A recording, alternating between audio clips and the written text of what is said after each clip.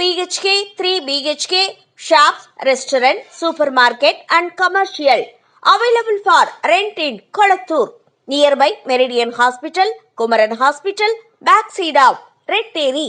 Please contact 9034555554. விளிம்பு நிலை சமூகத்தின் மனிதர்களை பிரதான பாத்திரங்களாக அமைப்பதில் பாலச்சந்தரின் துணிச்சலுக்கு ஈடே கிடையாது. அந்த வகையில தப்பு தாளங்கள் திரைப்படத்துல ரஜினி ரவுடியாகவும் சரிதா பாலியல் தொழிலாளியாகவும் நடித்திருந்தாங்க.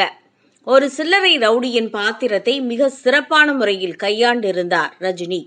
6 to 60 வரை திரைப்படத்தை நான் எத்தனை முறை பார்த்திருப்பேன் என்ற கணக்கே இல்லை. இதில் ரஜினிக்காகவே பார்த்தது சில முறை. அத்தனை சிறந்த நடிப்பு. ஒரு குடும்பத்தில் மூத்த அண்ணனாக பிறந்து அந்த குடும்பத்தின் பாரத்தை சுமக்கும் சென்டிமெண்ட் படம்தான். ஆனால் உறவுகளின் நிராகரிப்பையும் அதன் கசப்பையும் நிஜ வாழ்க்கையில் அனுபவித்தவர்கள் மனதளவில் நெருக்கமாக உணரக்கூடிய பல காட்சிகள் அதுல இருக்கு. ரஜினியின் கமர்ஷியல் திரைப்படங்களை இயக்கிய அதே SP முத்துராமனா இதையும் இயக்கினார் என்று ஆச்சரியமாக இருக்கும். நண்பனின் காதலியை அடைய துடிக்கும் வில்லன் பாத்திரம் 3 முடிச்சு படத்துல ரஜினிக்கு அமைந்திருந்துச்சு. தனக்கு பிடித்த பெண் நண்பனை விரும்புகிறானே என்கிற மனப்புழுக்கத்தையும் நண்பனின் மீதான வெறுப்பையும் வன்மத்தையும் சிறப்பாக வெளிப்படுத்தியிருப்பார் ரஜினி. கமலை போலவே ரஜினியின் ஆரம்ப கட்ட திரைப்பயணத்திற்கு ஒரு சிறந்த அஸ்திவாரத்தை போட்டு தந்தவர்தான் பாலச்சந்தர் என்பதை எவரும் மறுக்க முடியாது. ரஜினியை வணிக நாயகனாக வடிவமைத்ததில் முக்கிய பங்கு இருக்கும் அதே SP முத்துராமன் தான் அவரை வேறு விதமாக குணச்சித்திர பாத்திரங்களிலும் அற்புதமாக காட்டியுள்ளார். இந்த வரிசையில புவனா ஒரு கேள்விக்குறி மிக முக்கியமான திரைப்படம்.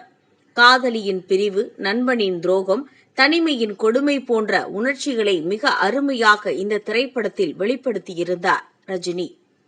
சிவகுமார் தான் இந்த படத்தின் ஹீரோ என்றாலும் ரஜினி தான் ஹீரோவாக தெரிவார். பாத்திர தேர்வில் ஏற்பட்ட சறுக்கல் குறித்து சிவகுமாரே பின்னாளில் வருந்தினார். நகைச்சுவை காட்சிகளை தன்னால் கையாள முடியுமா என்கிற சந்தேகம் ரஜினிக்கே உள்ளூர நிறைய இருந்தது. இந்த சந்தேகத்தை உடைத்தெறிந்த பெருமை பாலச்சந்தரையே சாரும். அதுவரை ஆக்ஷன் ஹீரோவாக கலக்கிக் கொண்டிருந்த ரஜினியின் பிம்பத்தை தில்லுமுள்ளு படத்தின் மூலம் மாற்றியமைத்தார் பாலச்சந்தர்.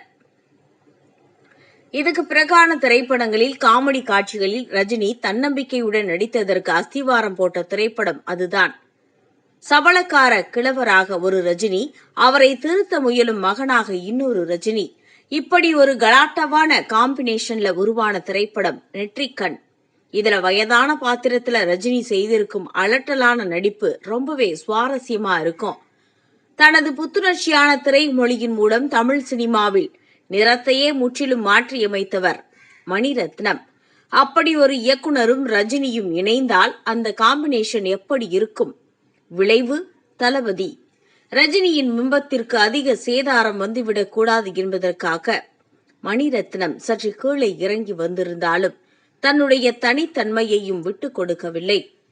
பல நீண்ட வருடங்களுக்கு பிறகு பழைய ரஜினியின் இயல்பான நடிப்பை கபாலியில் காண முடிந்ததில் அவரது ரசிகர்கள் உற்சாகமாகியிருப்பார்கள்.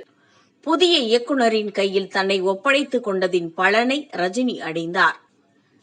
இப்படியாக சில மாறுதலான கதாபாத்திரங்களில் ரஜினி நடித்திருந்தாலும் ஒரு காலகட்டத்தில் அவரின் அபாரமான வளர்ச்சியும் வணிக மதிப்பும் மடமடவென உயர்ந்து விட்டதால் கமர்ஷியல் ஹீரோ என்று தங்க கூண்டில் அவர் சிறைப்பட வேண்டியிருந்தது. அவரே விரும்பினாலும் கூட வெளிவர முடியாத நிலை. தனது புகழையும் நட்சத்திர அடையாளத்தையும் வைத்துக் கொண்டு தனது ஆன்மீக தேடலை தனது ரசிகர்களுக்கும் கடத்தலாம் என்கிற நம்பிக்கையுடன் அவர் நடித்த ஸ்ரீ ராகவேந்திரா, பாபா போன்ற படங்கள் ஏமாற்றத்தையே தந்தன. அவரே விரும்பினாலும் கூட அவரது இடத்திலிருந்து சற்று கீழே இறங்கி வர அவரது ரசிகர்களும் பொது சமூகமும் அனுமதிக்கவில்லை. அவரது வழக்கமான வணிக முகத்தையே விதவிதமாக பார்க்க விரும்பினார்கள். இத பத்தின உங்க கருத்தை பதிவு பண்ணுங்க.